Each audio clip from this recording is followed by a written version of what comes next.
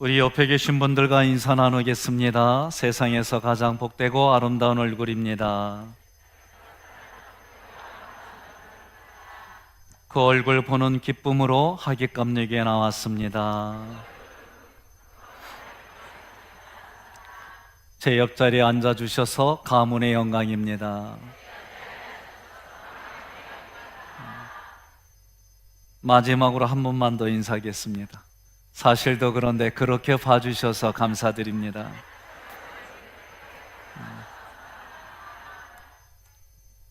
여러 번 반복하고 강조해서 말씀드립니다. 우리의 뇌는 주어를 모릅니다. 그래서 내가 하는 말이 나에게도 영향을 주고 내가 하는 말이 다른 사람에게도 영향을 줍니다. 그러므로 생명 있고 살리는 말씀인 하나님의 말씀이 여러분과 저의 삶에 늘 넘치기를 주님의 이름으로 축원합니다. 한 달간 룻기서 1장, 2장, 3장, 4장의 말씀을 가지고 말씀을 나누려고 그래요. 그래서 오늘 1장의 전체적인 내용을 가지고 룻기가 이런 내용이구나, 내가 오늘 살아갈 때 이 말씀을 가지고 나도 이렇게 살아야지, 그런 마음으로 함께 동참하시기를 바랍니다.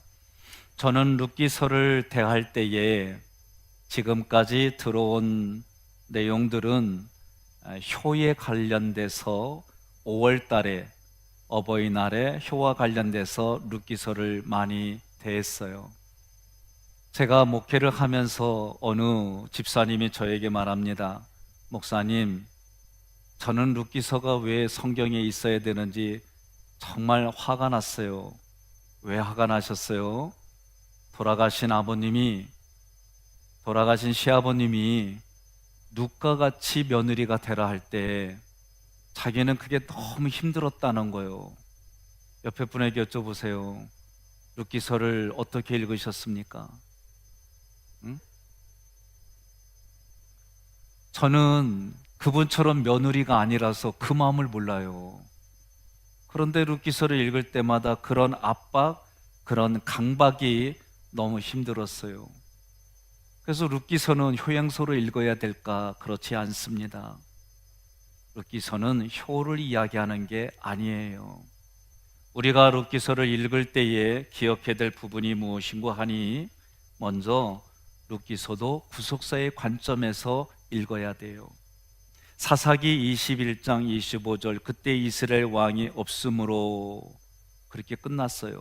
그리고 룻기서 1장 1절, 사사기 다음에 룻기서죠. 룻기서 1장 1절에 사사들이 치리하던 때에 그 땅에 흉년이 든다 그랬어요. 그러니 룻기서의 마지막 4장 25절 말씀을 보게 되면 룻기서는 또 뭐라고 이야기를 하느냐,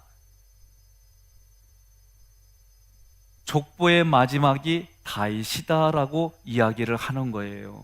결국 룻기서는 하나님이 왕을 준비하는 기간이었다. 하나님은 왕을 이 땅에 보내주시기 위해서 하나님 마음에 합한 다윗을, 그리고 다윗의 역사가 어떤 것인지 그걸 가르쳐 주려고 룻기서를 썼습니다. 자, 중요한 얘기는 성경에서 아들을 낳는다는 얘기가 계속 이어져 옵니다. 하나님의 아들, 그리고 약속한 그 아들을 누구를 통해서 누구를 통해 아들에 대한 얘기가 나와요. 그래서 어떤 분은 성경을 이해할 때, 목사님, 내가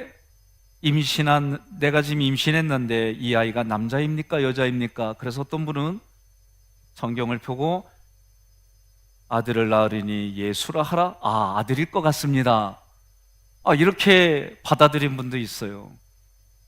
그분에게만 주신 은사라고 생각합니다. 그러나 보편적이지는 않아요. 성경에서 아들을 낳는다는 얘기는 결국은 예수를 내가 구주로 영접합니다. 또 다른 표현이 아들을 낳는다는 개념이에요. 그러니 성경은 창세기부터 요한계시록까지 하나님의 아들을 내 마음속에 낳는 이야기를 계속하는 거예요. 그런 관점에서 성경을 읽을 때에 룻기서는 사사기에 왕이 없던 혼란한 시대에 룻기서를 통해서 왕을 준비하시는 하나님의 의도가 있어요. 그래서 4장에 기업물을 짜라는 이야기가 계속 나와요. 기업물을 짜라는 얘기는 여러분 생각밖에 많이 나옵니다. 기업물을 짜라는 단어를 찾아보면 한 12번 정도가 얘기가 나와요. 기업물을 짜란 어떤 뜻이냐?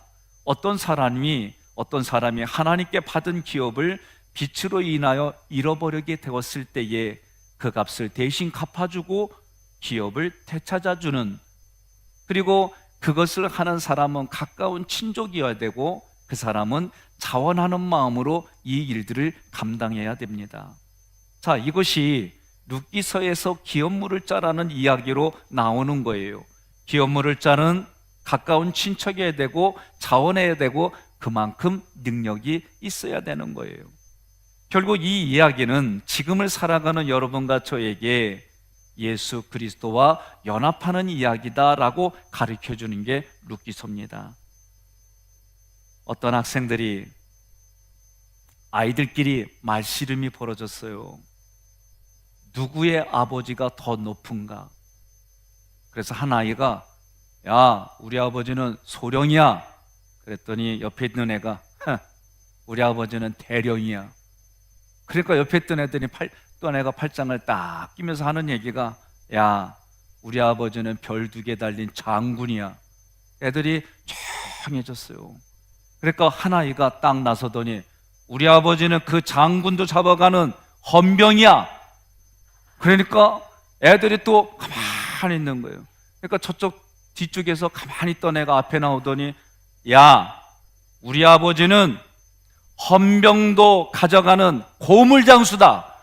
이렇게 말을 했어요. 여러분, 내가 누구와 함께 하느냐, 내가 누구와 함께 하느냐에 따라서 이 안에 긍지가 달라요. 우리 차남희 목사님은 군종장교 출신입니다. 장교들에게 심어주는 의식이 있어요. 군인 중에 군인이다 말이에요. 장교 중에 장교다, 이런 의식을 심어줘요. 대기업에 가면 기업에서 이 기업의 긍지를 심어줘요. 그게 다 있습니다. 저도 어렸을 때 저희 할아버지가 긍지를 심어줬어요. 너는 충렬공파 248대 손이다. 저는 그래서 어렸을 때부터 나는 양반의 자녀구나, 나도 모르게 이런 긍지가 있었어요. 여러분과 저는 학익감육에 다니는 하나님의 백성이다. 다른 말로 말하면 예수짤이라는 거예요. 룻기서가 이런 긍지를 심어주는 겁니다. 룻은 구원과 상관없는 이방 여인이었습니다. 그녀는 고난을 통해서 하나님이 소중하구나, 하나님의 은혜가 소중하구나, 그래서 그가 오늘 본문의 말씀처럼 고백하는 겁니다. 어머니의 백성이 나의 백성이 되고 어머니의 하나님이 나의 하나님이 됩니다. 여러분, 이거는 신앙 고백이에요. 사랑 고백이에요. 제가 여쭤보겠습니다. 김효수 장로님, 오늘 부인 권사님하고 같이 앞줄에 앉으셨는데, 우리 권사님이 장로님을 향해 여러 남자 중에 한 사람으로 이렇게 얘기를 하면 결혼하시겠어요? 안 해요? 아, 그러세요? 그럼 권사님, 김효수 장로님이 여러 여자 중에 한 사람으로 대우하면 결혼하시겠어요? 저기도 안 한대요. 그럼 결혼하려면 어떡하느냐? 여러 남자 중에 오직 당신밖에 없습니다. 여러 여자 중에 오직 당신밖에 없습니다 라고 해야 결혼하는 거예요. 성경으로 말하면 여러 신들 중에 하나님이 아니라 오직 세상의 신은 하나님밖에 안 계십니다. 나는 하나님을 향하여 마음과 뜻과 정성과 힘을 다하여 하나님을 사랑합니다. 여러분, 이게 고백이에요.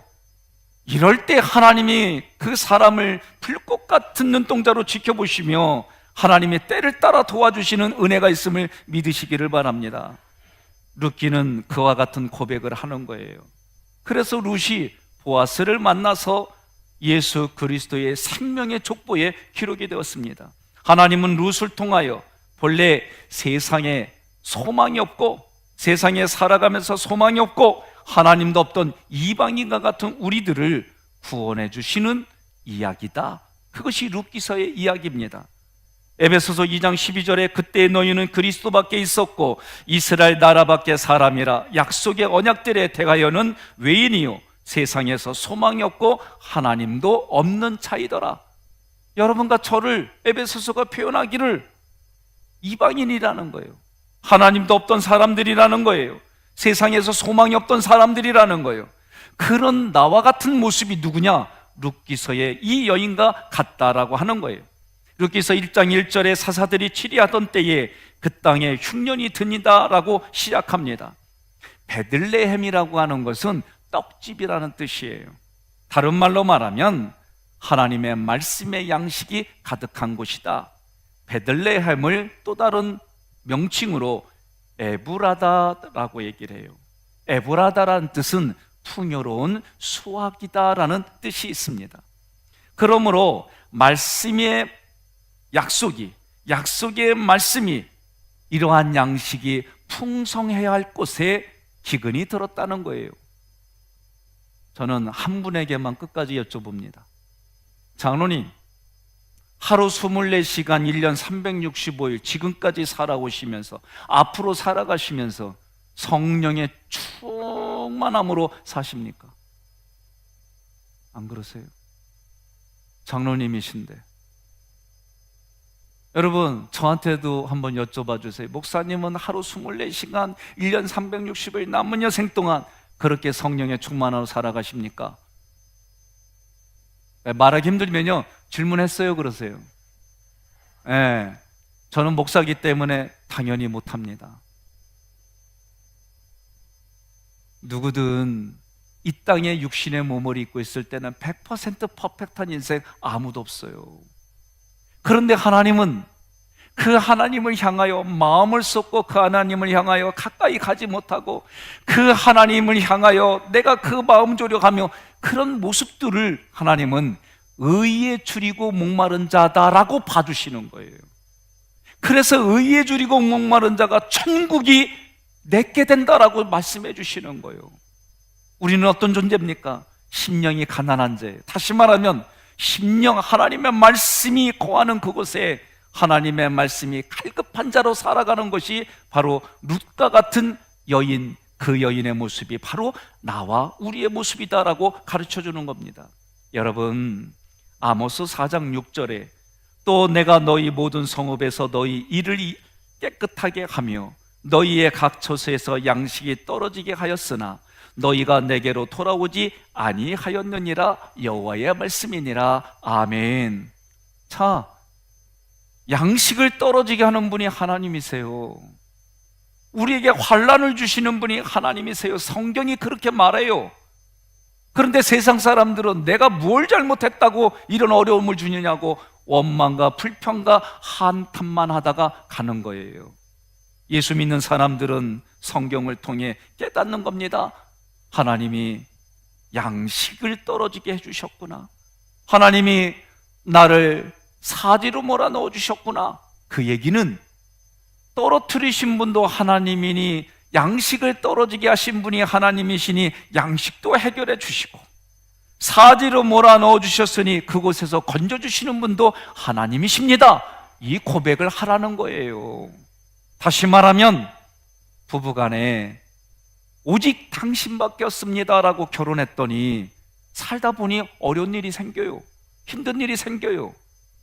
정말 산이 많이 그런 고민이 생길 때가 있어요. 그럴 때 당신밖에 없어요.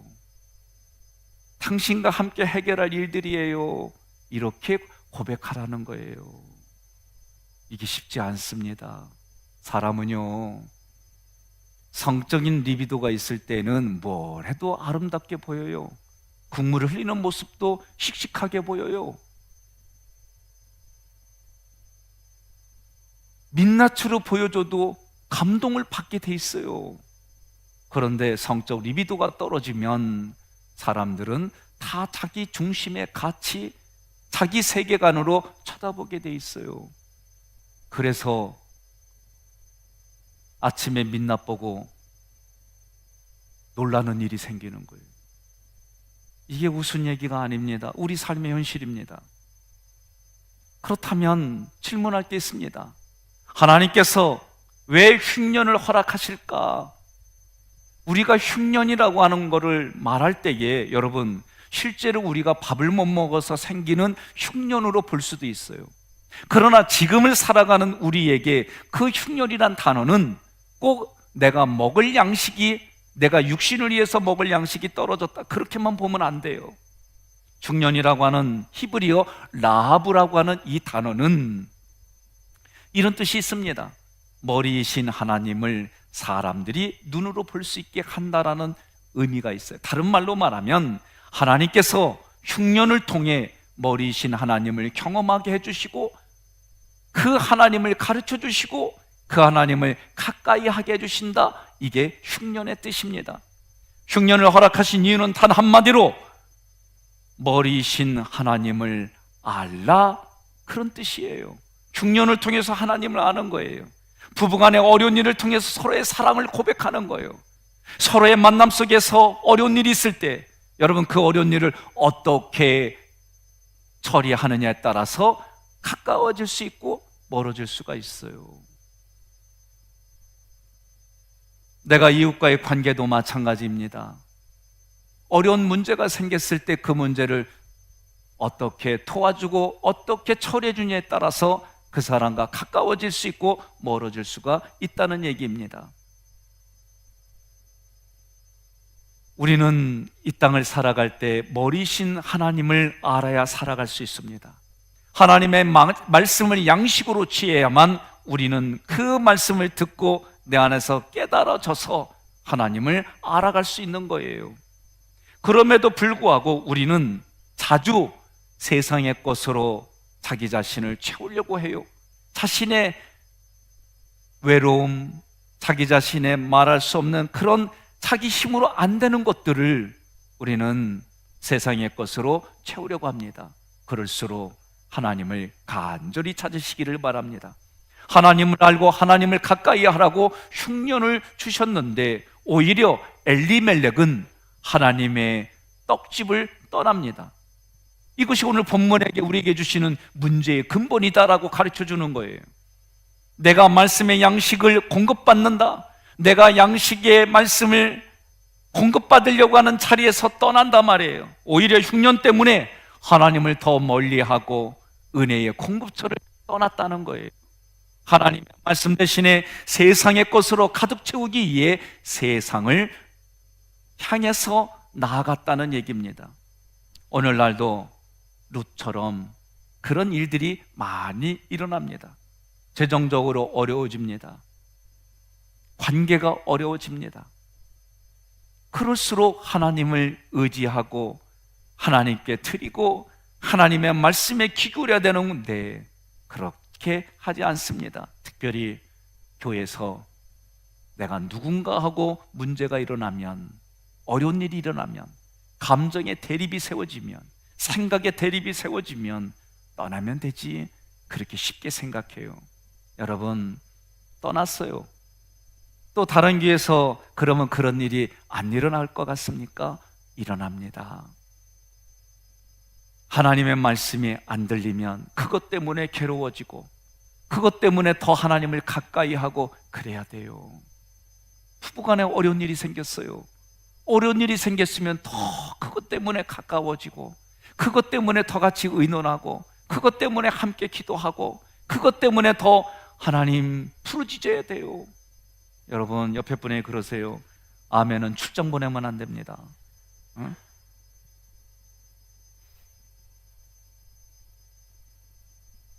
여러분, 사람의 관계가요, 감정이 상가면, 장로님, 권사님하고 관계 속에서 감정이 상하면 장로님은 이렇게 가까이 가서 말하고 풀어주려고 그래요. 일단은 좀 이렇게 좀 하셔요.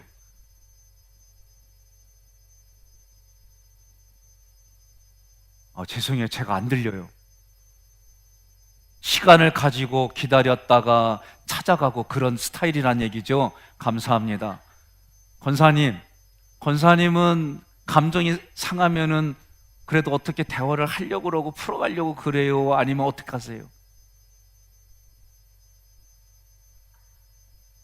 예, 은지한테 물어봐야지 뭐. 엄마는 어떻게 하셔? 응? 기도하고 기다려주고 그러셔? 제가 오늘 말을 잘해야지 잘못하면 싸움 나요. 여러분, 이웃 간에 또는 공동체 속에서 제가 이렇게 보면은요, 서로 마음이 상하면은 일단 안 만나려고 해요. 그리고 가급적이면 만남을 피하려고 그래요. 누구 모습 보니까 그러냐? 제 모습 보니까 그래요. 겉으로는 아닌 척하지만 내 마음속 깊은 데서는 억울함이 올라오고, 그러다 보니 만나기가 싫고, 그러다 보니 뭔가를 대화하려고 하지만 그 시간이 왜 이렇게 10년처럼 길게 느껴지는지 저는 그래요. 그러다 보니 목사로서 살려고 하고 목사로서 하려고 하면 저는 이 문제부터 먼저 해결해야 돼요. 이 문제를 하나님 앞에 놓고 기도하고 끙끙대면서, 그리고 정말 그런 가운데 불쌍한 마음이 들면 그때서 축복의 기도를, 중보의 기도를 해요. 죄송해요, 나는 그래요. 이렇게 안 되려고 노력해도 잘 안 돼요. 어렵고 힘들면은 일단 마음이 불편해지고, 그 불편한 것 때문에 내 생각이 자꾸 바뀌어지고 그래요. 그러나 성경을 연구하고 내 아내와 관계 속에 목회 현장에서 하나님이 강권적으로 이끌어가고 깨닫게 해주시고 보게 해주시니까 언제부턴가 그 일들이 이제는 조금은 수월하게 일들이 진행이 되어지는 걸 보게 돼요. 여러분, 성경의 말씀 보면 흉년이 들었을 때, 기근이 들었을 때 하나님께 기도하기보다는 먼저 인간의 생각이 앞서서 그 양식을 줄 수 있는 애굽으로, 모압으로 하나님의 사람들이 쉽게 떠나요. 여러분, 어려운 일이 있으면 저는 하나님 기뻐하는 예배의 자리, 환난이 있으면 하나님이 기뻐하는 찬양의 자리, 고통이 있으면 하나님이 기뻐하는 기도의 자리에 오시기를 주님의 이름으로 축원합니다. 자, 룻기서 1장 3절로 5절에 베들레헴으로 떠나서 남편 엘리멜렉과 두 아들 말론과 기련이 어머니와 함께 모압으로 떠났어요. 그런데 남편 엘리멜렉이 죽었어요. 그리고 그곳에 모압 여인을 며느리로, 아내로 맞이했지만 조금 있다가 그들이 거주한 지 10년쯤에 말론과 기련 두 사람도 다 죽습니다. 분명히 살기 위해서 왔어요. 분명히 살 수 있다는 희망 때문에 왔어요. 그런데 남편과 두 아들을 다 잃고 세 사람이 가부가 되어져서 앉아있는 거예요. 생각해 보십시오.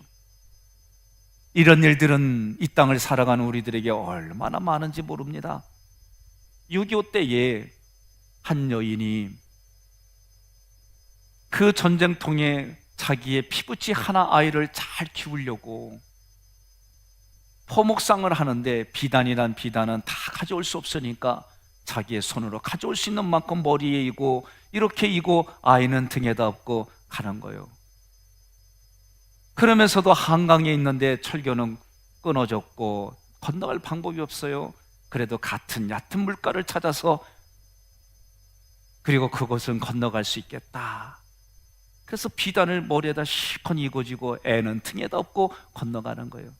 깊어집니다. 그래도 어떻게든지 이 아이를 잘 키우기 위해서 비단은 물에 젖지 않으려고 갇힌 애를 쓰면서 비단만 절대로 물에 젖지 않으면 되지, 이 생각으로 강을 건넌 거예요. 한참을 걸어가는데 아이가 어떤 반응도 안 보여요. 포대기를 풀어보니까 아이는 이미 물에서 죽었어요. 여러분, 우리는 분명히 살기 위해서 목적을 가지고 몸부림치며 살아왔는데 내 영혼은 죽어가는 건 고사하고 내 주변의 사람이 이미 죽었다는 걸 보지 못할 때가 너무 많아요. 여러분, 예수 믿는다고 하면서 때로는 우리는 이렇게 어리석게 살아갈 때가 너무나도 많이 있습니다. 요한복음 15장 5절로 6절에 나는 포도나무여 너희는 가지라. 그가 내 안에 내가 그 안에 거하면 사람이 열매를 많이 맺나니 나를 떠나서는 너희가 아무것도 할 수 없습니다. 사람이 내 안에 거하지 아니하면 가지처럼 밖에 버려져 마르나니 사람들이 그것을 모아다가 불에 던져 사르느니라. 아멘. 농부이신 하나님, 포도나무이신 예수님 앞에 우리가 가지로 붙어있지 아니하면 떨어지는 순간부터 자기는 떨어졌다 생각 못하고 말라서 서서히 죽어가는 삶이 되는 거예요. 지금 나오미와 그의 가족은 살기 위해서 모압으로 갔지만 결국 그들이 남은 것은 아무것도 없어요. 여러분, 하나님을 떠나면, 하나님의 말씀의 양식이 공급되는 것을 떠나면 그때부터 기쁨도 감사도 사랑도 모두 말라버린다라는 말씀입니다. 나오미의 이름이 기쁘다, 사랑스럽다 이런 뜻이에요. 그러나 그녀가 모압에서 산 삶은 얼마나 괴로웠던지 그가 나중에 말하기를 나오미라 하지 마라, 말하라 하라. 그 말하라는 뜻은 괴로움이다 그 얘기예요. 분명히 살기 위해서 떠난 장소가 괴로움밖에 안 남았다는 거예요. 하나님을 멀리 떠난 자신의 백성에게는 사망의 열매가 나타난다 말씀하는 겁니다. 그러므로 흉년의 때일수록 더욱 하나님을 가까이 하십시오. 환난이 있을수록 하나님을 가까이 하십시오. 하나님 앞에 더 나오셔서 부르짖고 기도하시기를 바랍니다. 내가 더 힘들고 어려울수록 찬양하십시오. 내 주를 가까이 하려 함은 십자가 짐 같은 고생이나 내 일생 소원은, 여러분, 어렵고 힘들수록 찬송하시기를 바랍니다. 아플수록 찬송하시기를 바랍니다. 고통스러울수록 기도하시기를 바랍니다. 한 분이 저에게 목사님 인터넷 방송 좀 하세요, 홈페이지를 만들어 달라고 그랬어요. 왜요? 저 이제 멀리 떠납니다. 내가 여기 있어야만 목사님 말씀을 듣는데 멀리 떨어지니 핸드폰으로 해주시든지 아니면 홈페이지를 만들어서 방송을 듣게 하든지. 근데 제가 그때요 홈페이지가 없을 때 그 얘기를 듣는데 내 안에 새롭게 들리는 거예요. 그래서 내가 내 자신에게 그렇게 얘기를 했어요. 아니, 저분도 하나님의 말씀을 선포하는 나에게 그 설교에 대해서 긍지를 가지고 저렇게 말하는데, 제가요 그때 고민한 게 있어요. 야, 말씀에 긍지를 갖자. 옆 사람들이 이렇게 얘기했어요. 우리 교회 떠나면 2번 다시 못 들어. 제가요, 저도 말씀 때문에 고민을 참 많이 했어요. 하나님, 오늘 제가 설교했는데 축 썼어요. 나 진짜 이것 때문에 고민 무지 많았어요. 축 썼어요. 저 사람 얼굴 보니까 나 오늘 축 썼어요. 그래서 진짜 울면서 기도했어요. 하나님, 나도 좀 밥 좀 만들게 해주세요. 그랬더니 하나님이 이런 음성 주셨어요. 내 죽은 환자에게 필요하다. 나는 축 썼다고 힘들어하는데 하나님은 저에게 너의 죽은 환자에게 필요하다. 그리고 나서요 환자가 많아졌어요. 그러니까 제가 죽 썼다고 하나님께 그런 기도 안 해요. 그 다음부터. 여러분, 하나님은 하나님 앞에 기도하는 백성들의 그 기도에 응답해 주시는 줄로 믿으시기를 바랍니다.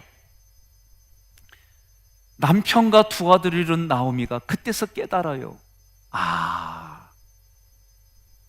베들레헴을 떠나서는 안 되는 거였구나. 내가 정말 배고프다고 한다면 그 베들레헴 하나님의 떡집에서 기도하고 하나님께 기도하면 하나님이 응답을 주시는데, 인간적으로 내가 살겠다고 하나님 앞에 기도하지 아니하고, 하나님 앞에 찬양하지 아니하고, 하나님께 무릎 꿇지 아니하고, 하나님의 음성도 듣지 않고 내가 먼저 떠났구나. 그리고 그가 돌아오는 것이 1장의 내용이에요. 여러분, 이스라엘 백성들이 사무엘 역대하에 보게 되면 하나님의 궤를 20년 동안 기럇 여아림에 방치했어요. 지성소에 있어야 할 하나님의 궤가 다른 곳에 방치되었습니다. 다른 말로 말하면 하나님의 말씀을 내 마음 안에 두는 것이 아니라 밖에 두었다는 얘기예요. 그러니 이 이야기는 오늘을 살아가는 우리들에게는 하나님의 말씀을 내 마음 밖에 두었다는 얘기는 하나님의 말씀을 정보와 지식으로만 알고 형식적인 신앙생활을 했다, 그런 뜻입니다. 20년 동안 여호와의 궤를 방치한 이스라엘이 여호와를 사모한다라고 성경 기록되어 있어요. 사모한다란 뜻은 울부짖다, 애통한다, 그런 뜻이에요. 이 말 뜻은 여러분, 하나님의 말씀으로 호흡하여 산다, 사모한다가 그런 뜻이 있습니다. 그러니 이스라엘 백성이 20년 동안 말씀을 떠나 살다 보니 블레셋 사람들에게 극심한 고통만 당했구나, 그때서 깨달았다는 거예요. 여러분, 고난을 겪고 아픔을 겪어야만 우리는 깨닫게 되는 존재예요. 내가 등 따쓰고 배부를 때는 깨닫지 못해요. 대조영이라고 하는 드라마에서 저쪽 발해 쪽에 사는 고구려의 백성들이 이런 말을 합니다. 대조영에게 이렇게 말합니다. 당신들은 관리가, 왕이 누가 되느냐가 중요할지 모르겠지만 우리는 누가 되든 상관없습니다. 오직 등 따쓰고 배부르기만 해주면 큰 문제가 되지 않습니다. 제가 그 말씀이, 그 장면이 그렇게 가슴에 와닿는 거예요.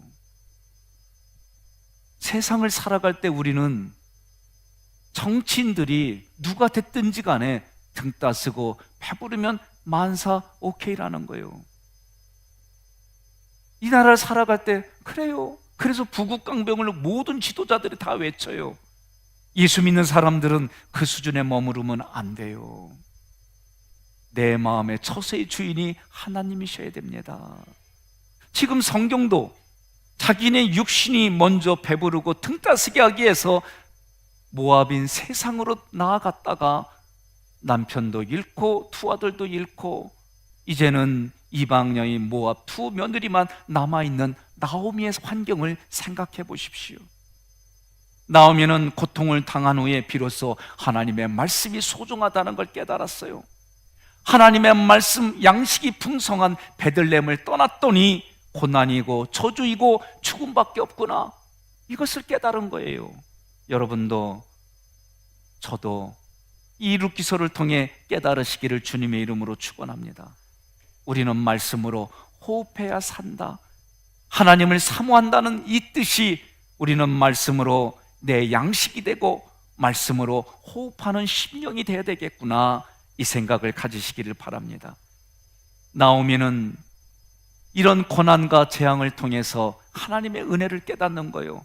아, 하나님이 이것을 깨달으라고 고난을 주셨구나. 이것을 깨달으라고 하나님이 이렇게 우리에게 이런 상황들을 배열하셨구나. 여러분, 나오미가 여호와께서 자기 백성을 돌보시사 양식을 주셨다, 이 말씀을 룻기서 1장 6절에서 듣습니다. 기근을 주신 분도 하나님이시오, 양식을 주신 분도 하나님이시구나. 기근을 주신 목적은 하나님의 양식이 소중하다는 것을 깨닫게 해주시고 그 양식을 사모하게 하기 위해서 하나님이 나에게 베풀어 주신 은혜구나. 흉년의 때를 지나면서 은혜가 소중하고 말씀의 가치가 소중하고 그래서 하나님을 사모하게 만드셨구나, 이런 믿음으로 살아가시기를 바랍니다. 2018년도에는 이런 힘든 일들이, 어려운 일들이 많았다고 한다면 그것 때문에 하나님의 은혜를 깨닫고 하나님의 자리가 소중하고 은혜를 주시는 자리가 소중하고 기도하는 자리가 소중하고 찬양하는 자리가 소중하고 부르짖는 자리가 소중하다는 것을 깨달아서 여러분, 그 자리를 지키시기를 주님의 이름으로 축원합니다. 나오미가 이런 어려움을 겪으면서 베들레헴으로 돌아오기 직전에 두 며느리에게 말합니다. 모압으로 돌아가라. 너희가 살던 고향으로 돌아가라. 이런 어머니도 없으세요. 네? 그런데 롯은 떨어지지 않으려고 붙쫓았다란 단어를 썼어요. 다른 며느리 오르바는 떠났습니다. 성경은 단호하게 말합니다. 내 앞에 생사화복을 놓는다는 거예요. 생사화복을 놓을 때 너희는 살기 위하여 생을 택하고 너희는 살기 위하여 복을 택하라. 롯은 자기가 살기 위하여 생을 택하고 자기가 살기 위하여 복을 택하고 그 하나님의 은혜를 깨달은 어머니를 여러분 붙쫓았다, 그 얘기입니다.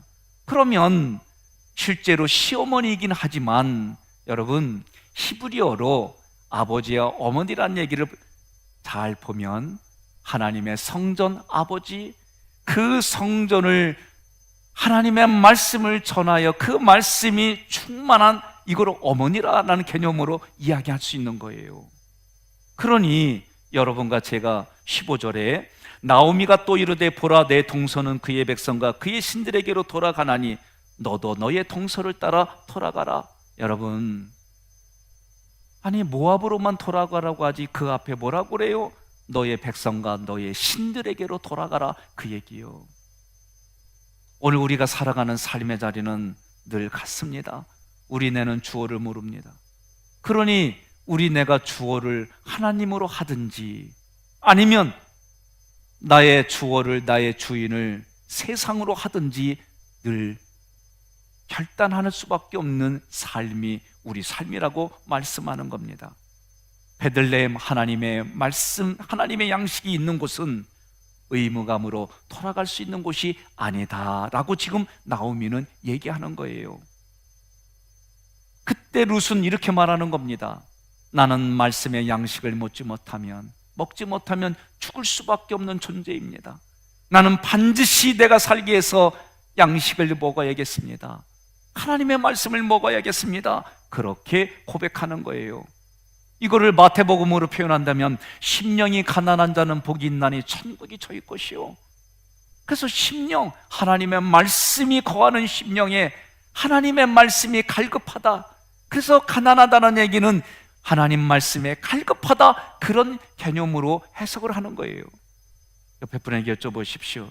하나님 말씀에 갈급하십니까?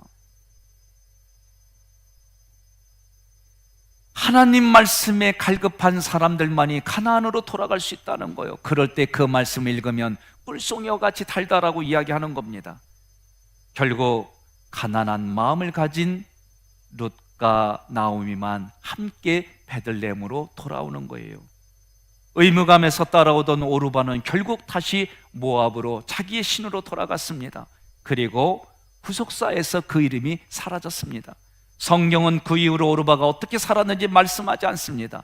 여러분과 저는 내가 살아가는 삶의 자리에부터 성경의 말씀들을 삶으로, 손으로, 발로, 입술로, 내 언행으로 써가는 줄 믿습니다. 그래서 그 삶에 하나님의 영광이 드러나는 줄로 믿으시기를 바랍니다. 붙쫓았다라는 얘기는 다른 말로 말하면 달라붙다라는 얘기예요. 어디에 달라붙었어요? 하나님의 말씀에 내가 달라붙었다, 그런 얘기예요. 그러니 하나님의 말씀이 내 심령에, 신비에, 마음에 그렇게 달라붙도록 쓰라는 얘기입니다. 여러분, 룻이 시어머니에게 말합니다. 어머니께서 머무시는 곳에 나도 머물고, 어머니가 가는 곳에 나도 가고, 어머니의 백성이 나의 백성이 되고, 어머니의 하나님이 나의 하나님이 됩니다 라고 고백하는 거예요. 여러분, 그런 인생이 되시기를 주님의 이름으로 축원합니다. 그때마다 우리는 찬양하는 거예요. 세상 풍조는 나날이 변하여도 내가 어떻게 해요? 나는 내 믿음 지키리니. 여러분, 세상 풍조 변하는 게 숱합니다. 이제는 전 세계적으로 동성애가 법으로 합법화되는 그런 시대에 살고 있어요. 성경은 단호하게 이야기할 때 하나님의 말씀을 가슴에 담고 살아가시기를 바랍니다. 20절로 21절 마지막 절에 그렇게 말합니다. 13절에 나오미가 이야기하기를 여호와의 손이 나를 치셨고 전능자가 나를 심히 괴롭게 하셨으니 여호와께서 나로 비어서 돌아오게 하셨느니라. 여러분, 세상에 가면 내가 살아갈 수 있고 세상에 가면 풍성할 거라고 하는 그런 모든 생각들이 비워졌어요. 돌아온 탕자의 이야기에서도 자기가 뭔가 기댈 수 있는 것들이 있었을 때는 세상에서 왕처럼 살았는데 자기가 기대고 자기가 의지할 것이 다 사라지니까 그때서 아버지의 품을 생각하는 거예요. 우리도 마찬가지입니다. 고난이 있습니다. 아픔이 있습니다. 어려움이 있습니다. 그 일들을 겪어야만 다윗처럼 이런 고백을 하는 거예요. 고난당한 것이 내게 유익이라. 이로 말미암아 내가 주의 율례들을 배웠습니다. 여러분, 말씀을 마무리합니다. 고난이 있습니다. 환난이 있습니다. 아픔이 있습니다. 그런 일들을 하나님이 배열하셨습니다. 그 일을 배열하신 하나님 앞에 깨닫는 은혜를 경험하니 하나님을 이제 알겠습니다. 하나님 마음을 알겠습니다. 하나님 마음이 이런 것인 줄 내가 눈물을 흘리며 깨달았습니다. 이제부터 내가 하나님 붙잡겠습니다. 하나님 붙잡았을 때니 하나님 나를 붙들어 주시옵소서. 그런 고백 속에 우리가 살아가는 겁니다.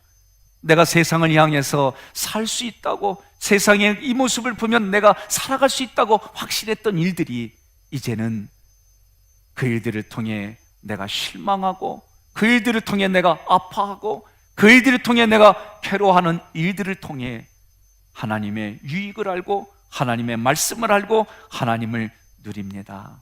주님, 우리 1분 동안만 간절히 기도하십시다. 하나님,